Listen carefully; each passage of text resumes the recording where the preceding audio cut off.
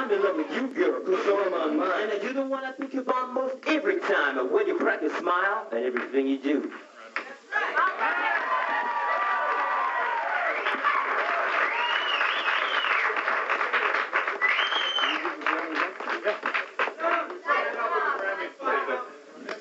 So we give this Grammy back now?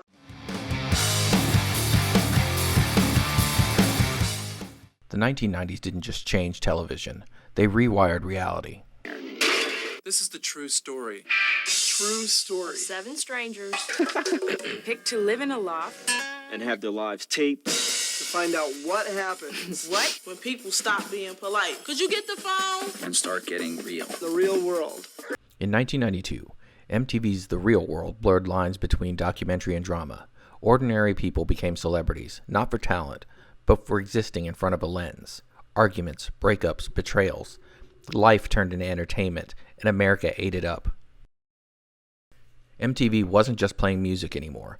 It was shaping the culture. Loud, raw, angry, alive. It taught a generation that identity wasn't something you had. It was something you performed.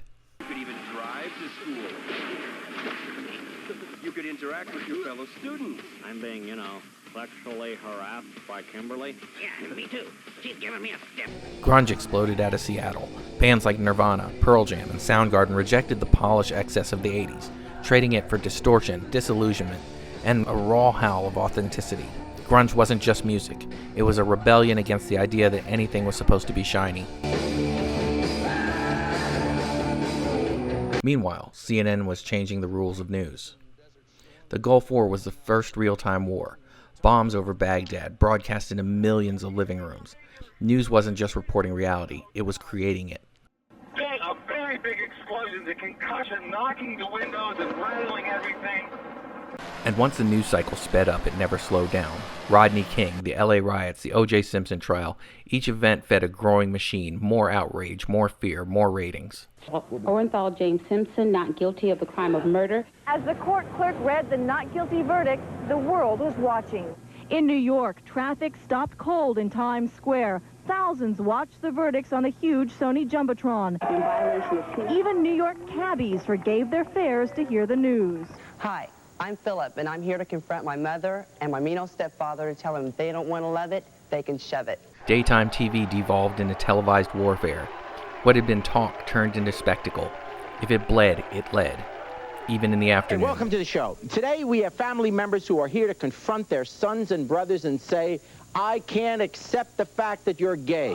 Audiences weren't just watching anymore. They were choosing their own realities. News, scandal, escapism, outrage, pick your poison.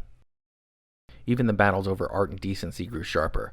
The MPAA's NC-17 rating tried to draw a line, but culture had already crossed it, dragging morality, politics, and profits into a brutal tug-of-war. Music wasn't safe either. The East Coast-West Coast rap feud blurred into real-world bloodshed. Tupac and Biggie weren't just murdered, they were martyred. Their deaths broadcast like grim reality shows America couldn't turn off. In February 1996, President Bill Clinton signed the Telecommunications Act of 1996 into law, the first major overhaul of telecommunications policy in more than 60 years. Designed to encourage competition and innovation, the act loosened regulations across the broadcasting and telephone industries. This law is truly revolutionary legislation that will bring the future to our doorstep. On the airwaves, a different revolution roared to life. Talk radio became a weapon. Fox News launched in 1996, pledging not neutrality, but open combat.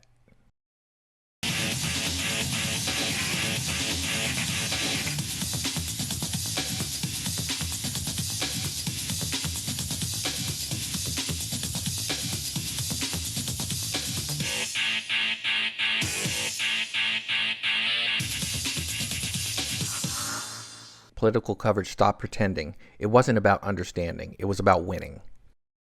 By the end of the decade, scandal had devoured governance. The Clinton-Lewinsky saga wasn't just a political crisis. It was a soap opera for the 24-hour news machine, played on an endless loop. I want you to listen to me. I'm going to say this again. I did not have sexual relations with that woman, Miss Lewinsky. I never told anybody to lie, not a single time, never. These allegations are false. and I need to go back to work for the American people.